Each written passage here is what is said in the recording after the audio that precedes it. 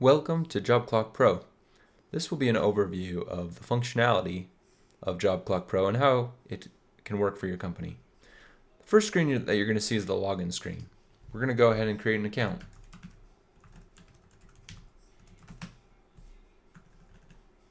Go ahead and hit the login button. And normally you'd be prompted with a verification. However, I've already verified this account, so I don't need to again. Now what happened was I went from the clock screen to the administration screen because I don't currently have a job selected. And so the first thing we'll want to do is set up a job. We'll just come down here to the Jobs tab, and you see we have no jobs. Let's go ahead and add a job. No employees are found, and we'll follow that step next. Go ahead and add a job. I'm just going to use some very generic information. California, Cali Street, probably in California somewhere. City, we'll just say Long Beach. And I'm not sure what the zip code is for that, so we'll just put one in. We'll go ahead and allow the job to be active, which we can go over in more detail later, and I will save the job. Now if I hit done, see the job show up in my jobs list. Now we need employees to put under the job. Go ahead and go to the employee tab, add an employee, Joe Schmo. And there's a lot of optional information that we don't need to fill out. So we're going to go ahead and leave that blank. We'll add a clock in pin for Joe Schmo. And you can see that he has a QR code here. You can actually email that directly to him. And if your email field is populated, it will populate an email with his email. And as we can see, we have different roles: employee, supervisor, or admin. Administrators have access to all the functionality of the app. Employees can simply clock in and clock out, and supervisors have access to reports and part of settings. We'll go ahead and make Joe Schmo our administrator and save him. Now we have Joe Schmo. Let's go ahead and go back, and we can see Joe Schmo in our screen. Let's go to Jobs. Go back to California.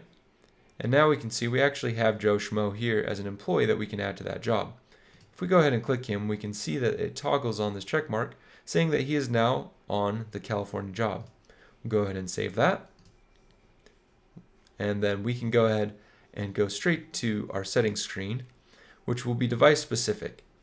When you are setting a job, an active job, you come to settings, select California, and go ahead and click save. And then go ahead and go to, you can see this clock anywhere on any of the tabs.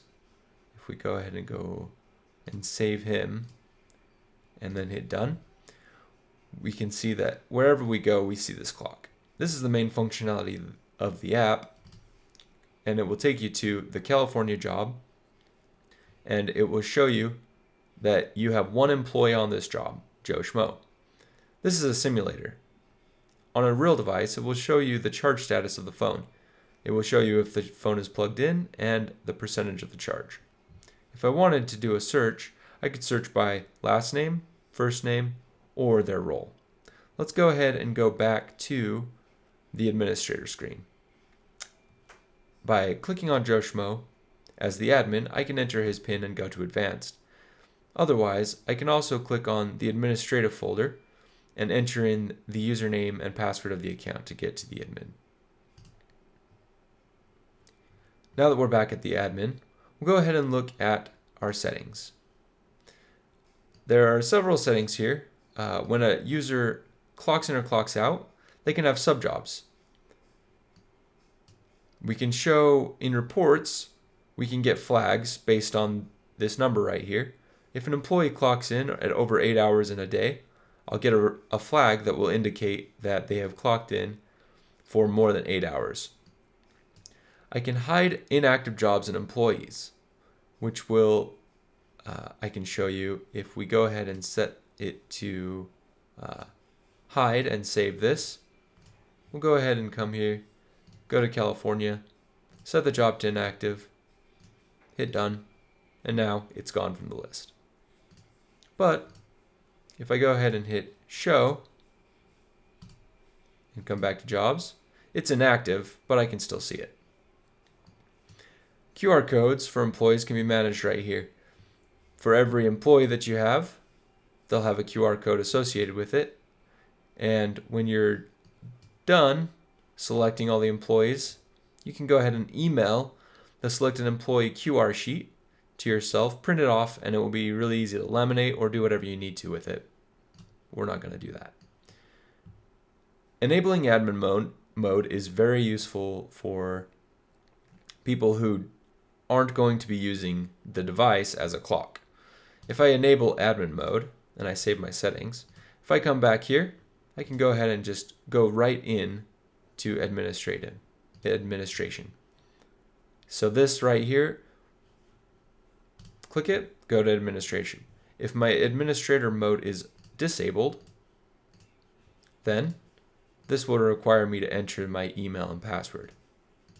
The faster way is to have an admin on the account or on the device and go to advanced. Let's go ahead and create a new employee called admin Super Joe, who's going to be our supervisor over a job. Go ahead and make him a supervisor, save him. Let's go back to jobs. Going to California, we're going to add Super Joe to the job, saving the job site. Now let's go back to the clock. Now we see Super Joe's on the job. He can clock in or go to advanced. Let's go to advanced and see what he can do. Super Joe can look at reports or go to settings. He can change the job. So if we had multiple jobs, he could select a new one for this device. But he can't have access to any of this other information. It's all disabled for him.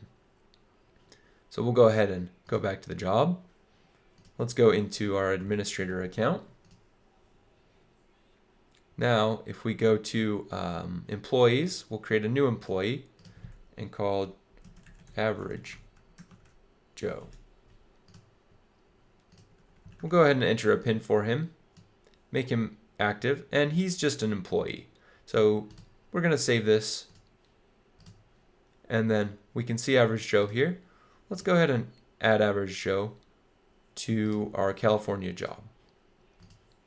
Now, we have a good list of employees here on our job, and right now the PIN functionality is entered. This is a simulator, so you can't see the scanner, but if you tap the scanner button, you would see right here a camera, and the camera would be able to scan the QR codes and clock the employees in. So we're just going to go ahead and clock Average Joe in. As you can see, he doesn't have the advanced option. We're going to go ahead and clock him in. We can now see that Average Joe has been clocked in March 25th, 2016 at that time period. Now let's go ahead and go back to Admin Joe. Go to the advanced features. Let's go ahead and pull up a report. Here in the reports, you can go and add a punch for an employee. So I select the time and date that I want to add him in.